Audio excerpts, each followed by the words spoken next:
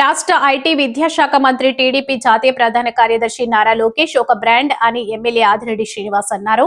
Job creator అని కితాబుని ఇచ్చారు. Davos లో ఎముకలు వణికిపోయే చలిలో బ్లాక్ నుంచి బ్లాక్ కు నడుస్తూ పెట్టుబడులే వేటాడుతున్నారని వివరించారు. ముఖ్యమంత్రి నారా చంద్రబాబు నాయుడు, ఉప ముఖ్యమంత్రి పవన్ కళ్యాణ్, మంత్రి లోకేష్ సంయుక్త కృషి వల్ల భారతదేశంలో 25% ప్రైవేటు పెట్టుబడులు ఏపీకి వస్తున్నాయన్నారు.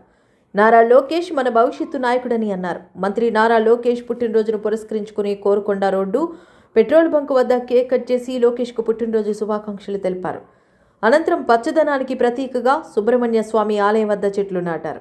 అలాగే పర్యావరణ పరిరక్షణ కోసం కోరుకొండ రోడ్డులోని మార్కెట్ యార్డులోని రైతు బజార్లో జూట్ బ్యాగులను పంపిణీ చేశారు. లోకేష్ పుట్టినరోజు సందర్భంగా 80 చెట్లు నాటామన్నారు.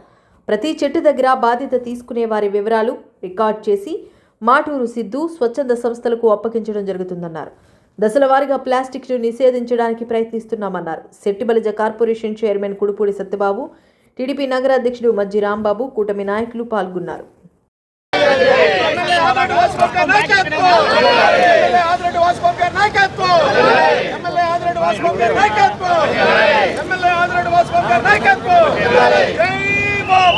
మా వంతుగా ఈ రోజున బాధ్యతతో లోకేష్ గారు ఒక స్ఫూర్తితో ఈ రోజున సే నో టు ప్లాస్టిక్ అనే కార్యక్రమం తీసుకున్నాం.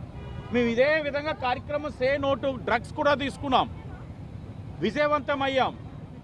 విద్యా సంస్థల్లో స్టూడెంట్స్తో మీటింగ్స్ పెడతా ఉన్నాం. వారు మాకు తెలియజేస్తూ ఉన్నారు. ఈగిల్ టీం వారితో కార్యక్రమాలు చేస్తున్నాం.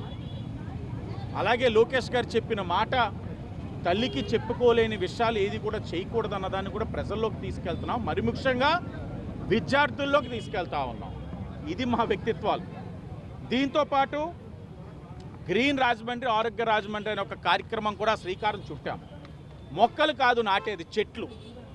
సుమారు ఒక 20-25 అడుగులు ఉన్న చెట్లు నాటుతూ ఉన్నాం.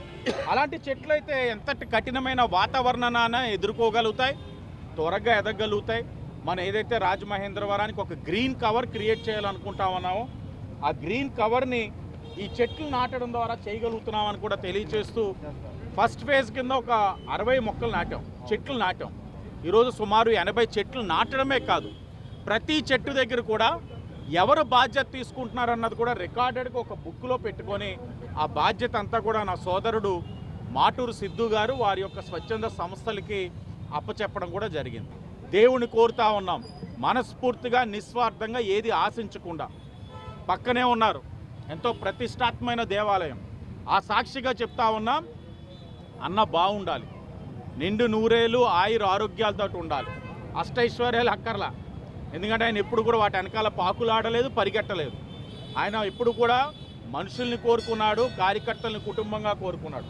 ఆయన బాగుండాలి, ఆయన బాగుంటే రాష్ట్రం బాగుంటుందని కూడా తెలియజేస్తూ అందరికీ ధన్యవాదాలు.